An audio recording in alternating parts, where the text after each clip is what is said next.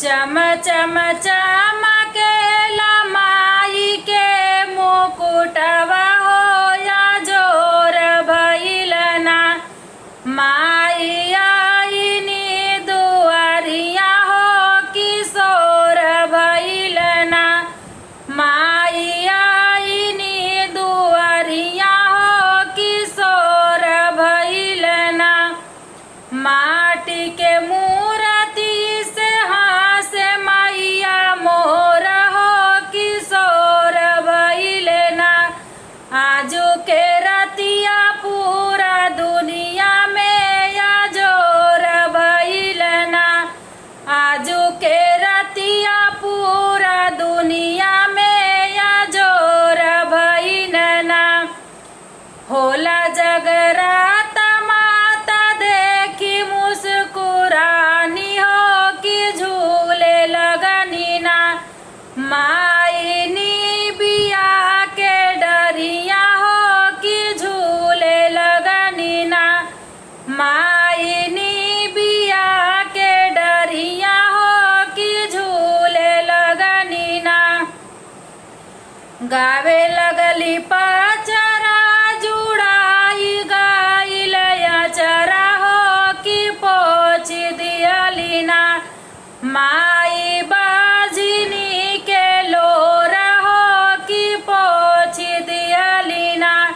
माई बाजिनी के लोर हो कि पोछ दियलिना। सजल बा मैया के सच्चा दरबार हो कि बाटे लगनी ना। माई एक खाने प्यार सबका बाटे लगनी ना। माई एक खाने प्यार सबका बाटे लगनी ना। ठानी के मानवा में जाला जे सवानवा में होई जालना हो कि होई जालना। माई के भक्ति में लीन हो कि होई जालना। माई के भक्ति में लीन हो कि होई जालना। कृष्ण बेदर्दी आईन संगे में विवेक हो चढ़ावे लगनना। माई के दुआरिया लाली चुनरिया हो चढ़ावे लगनना।